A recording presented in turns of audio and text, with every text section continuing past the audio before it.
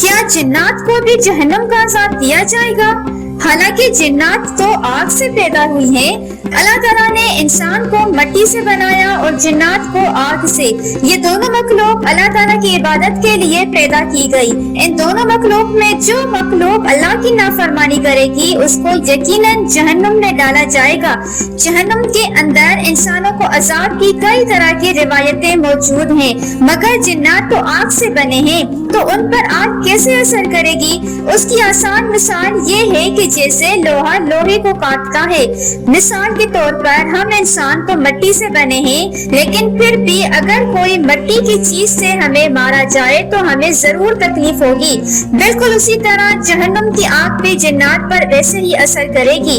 جہنم کی شدت تو اتنی زیادہ ہے کہ جہنم کے بعض حصے بھی جہنم کی آگ سے پناہ مانگتے ہیں۔